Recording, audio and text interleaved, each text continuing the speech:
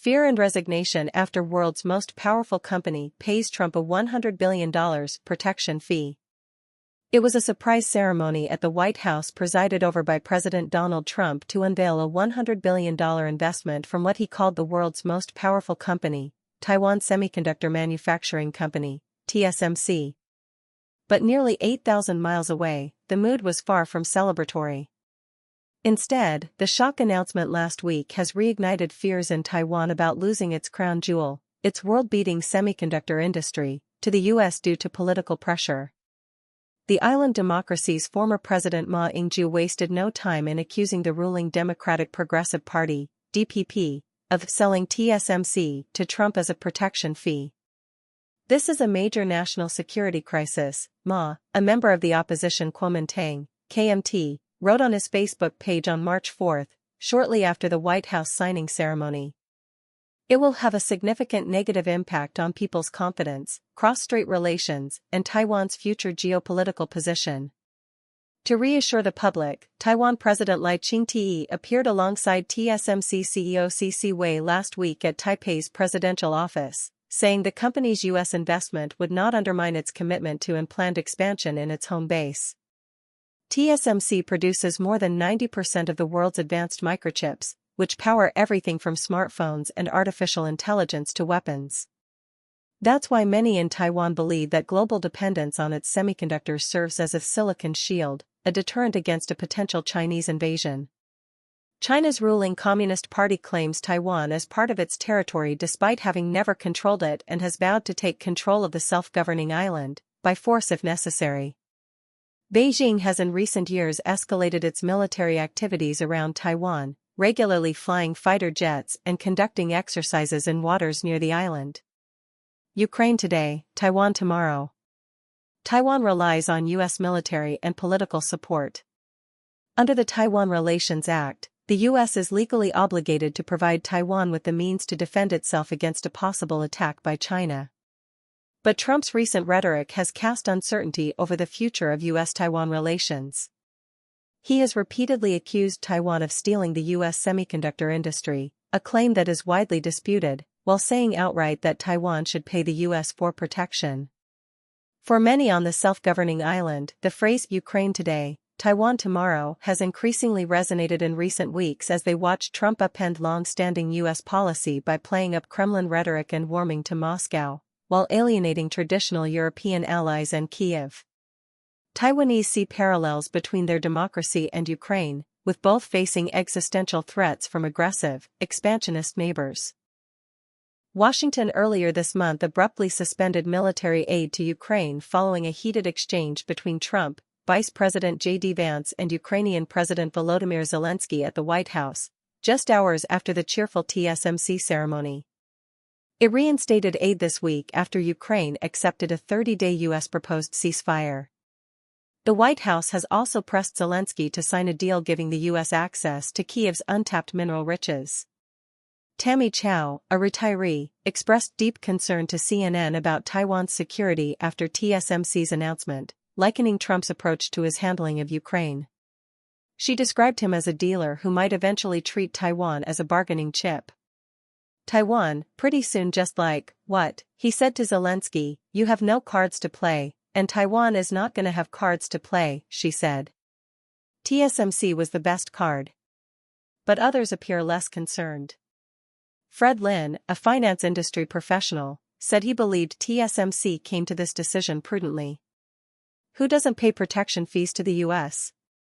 No doubt it is a form of protection fee that we can understand, but that's the reality of international politics, he said. Trump administration officials, however, have also said they need to dial down involvement in European security to focus on Asia and the threat from China. Prior to his election, Vance was explicit in his concerns that U.S. support for Ukraine could hinder its ability to aid Taiwan in the event of a Chinese attack. Researchers say there are limits to comparisons between Ukraine and Taiwan's security circumstances and believe the island's security is influenced by multiple factors beyond its semiconductor industry, including China's broader geopolitical ambition and Taiwan's strategic location. Whether China takes military action against Taiwan is ultimately driven by its core interests, which are not solely dependent on the island's role in global chip production, said Minyan Chang, a non-resident fellow at the Research Institute for Democracy, Society, and Emerging Technology, a government-funded think tank in Taipei.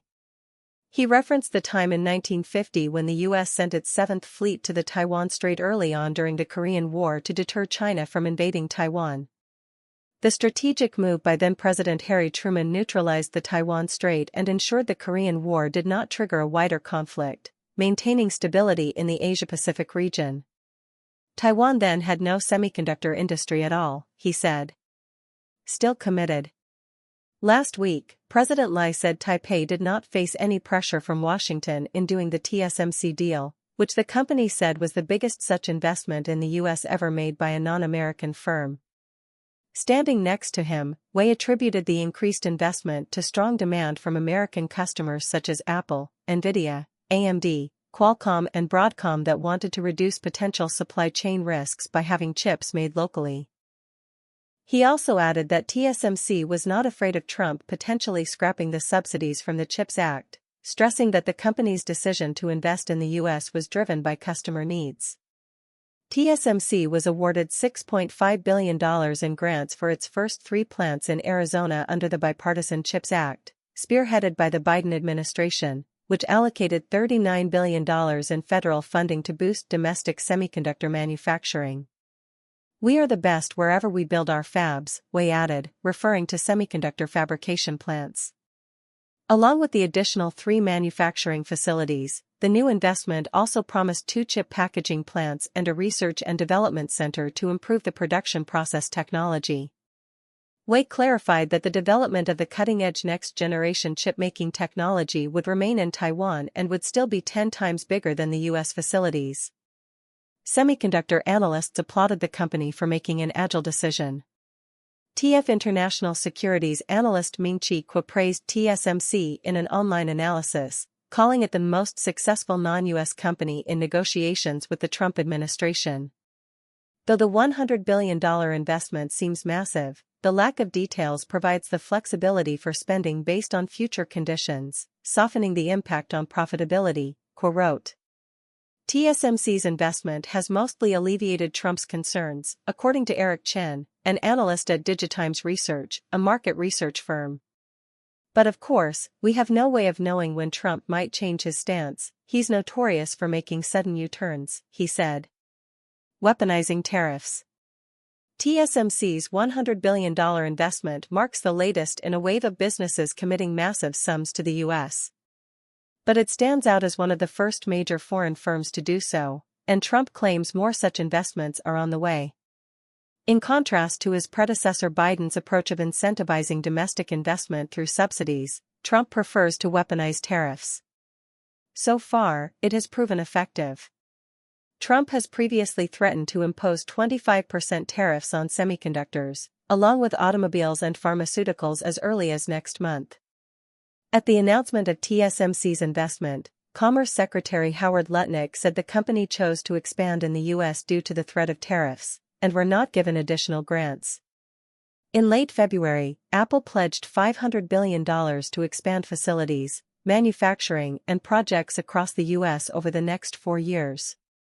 Oracle, OpenAI, and SoftBank announced in January that they would invest $500 billion to create a new company that would build artificial intelligence infrastructure in the U.S.